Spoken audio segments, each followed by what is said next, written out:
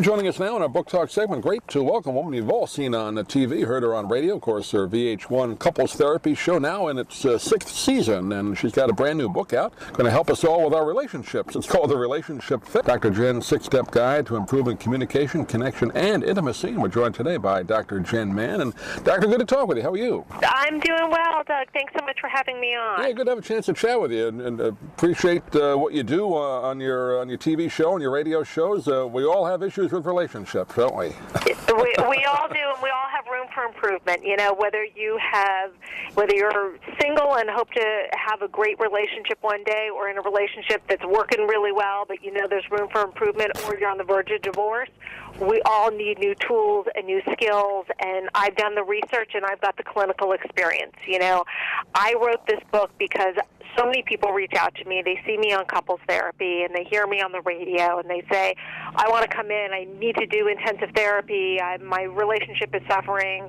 Only you can help. And I wanted to create a book that was basically like an intensive year of doing therapy with me, that you can read at your leisure, that you can do it from the comfort of your own home, and that's what the Relationship Fix is. Well, what's the biggest issue? I guess obviously communication, but what seems to be the biggest problem the last 5 or 10 years? You see people, more divorces than ever, and more people breaking up than ever. It seems that way to me anyway.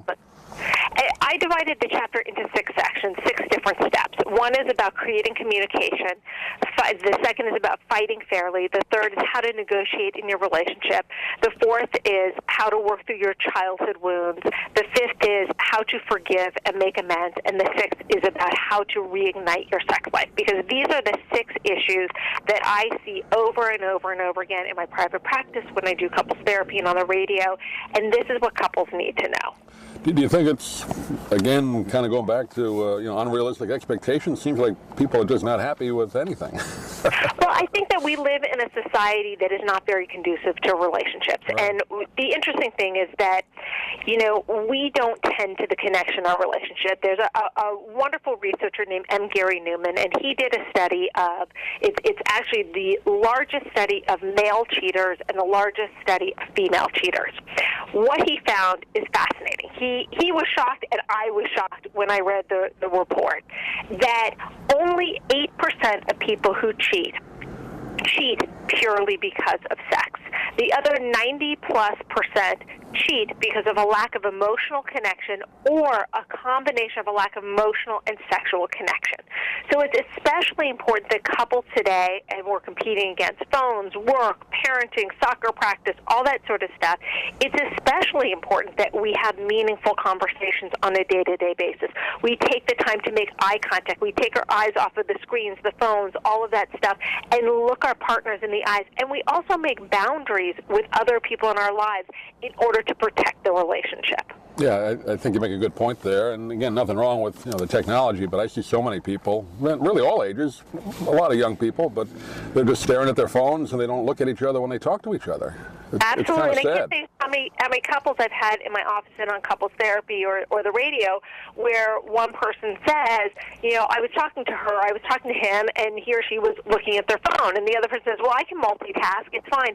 It's not about whether you can or can't multitask. It's about what is the experience of your partner when they're talking to you and you're looking at your phone. Whether you hear them or not, you send a message. The message is, I don't care enough and I don't respect you enough to look you in the eyes.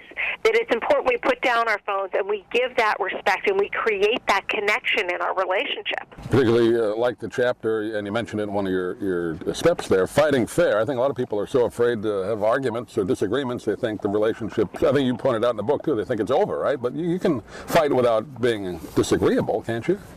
Absolutely. And studies show, there's a UK study of 3,000 couples that found that the average couple fights 312 times a year. And what we know is, according to the University of Utah, a study they did found that 93% of couples who fight dirty will be divorced in 10 years. So what we really have to do is make sure that we are fighting better. I have a few tips. The first is soft startup. 96% of the time, the way a discussion begins is the way it will end. So if you're able to deliver what you have to say in a softer way, you can have the same conversation, except it will be much more effective. The other thing is try reflective listening. We're so busy deciding in our head what we're going to say, what our rebuttal is, that we don't tend to listen well to our partners. Oftentimes I have couples do reflective listening in my practice where I say, okay, please repeat back to me what he just said in your own words. You'd be amazed at how many really smart couples can't do that, where they get it wrong because they were so busy thinking about what they were going to say. Yeah. The other thing is, go ahead. I'm sorry, go ahead. Yep. Yeah, that's okay. The other thing is take a time out. When things get heated in a discussion, you're not going to be productive. Nothing's going to get accomplished.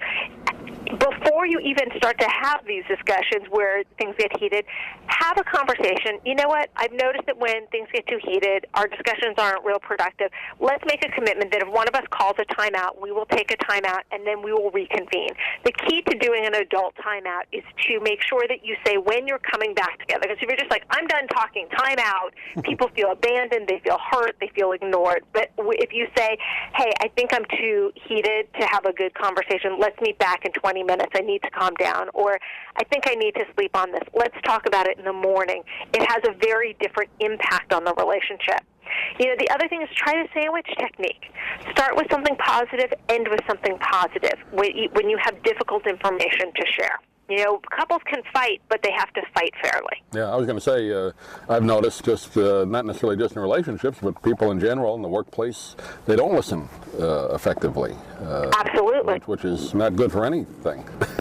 I'll never forget, before I went into my first session as a therapist, my supervisor said to me, he saw how nervous I was, and he said, just listen.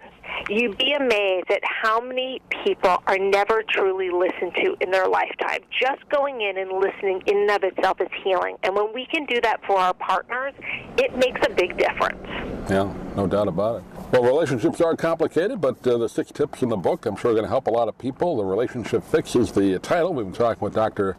Jenn Mann today. Again, you can see her on her show, the Couples Therapy on VH1. And Doctor, give out your website. People can get more information if they like in the book. You can find me at drjenn.com, DOCTORJENN.com. But probably the best place to find me is social media. I'm super active on Twitter, Facebook, Instagram, and Snapchat at Dr. Jenn Mann, DRJENNMANN. Great, Doctor. Pleasure talking to you. Hopefully we can do it again. Thanks for being with us today. Me too. Thanks so much. I'm Stan Brock. 30 years ago, I formed Remote Area Medical to help people overseas. But then we found generations of families in America isolated by poverty from the health care they need.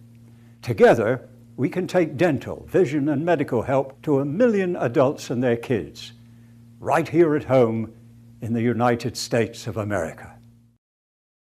If you'd like to order the book we're talking about, please go to DougMilesMedia.com and enter the author's name in the Amazon search box. Thank you for listening. Please come back soon for more conversations here at DougMilesMedia.com. This has been a presentation of Doug Miles Media, all rights reserved. You can listen to or download previous programs at iTunes, Stitcher.com, or DougMilesMedia.com.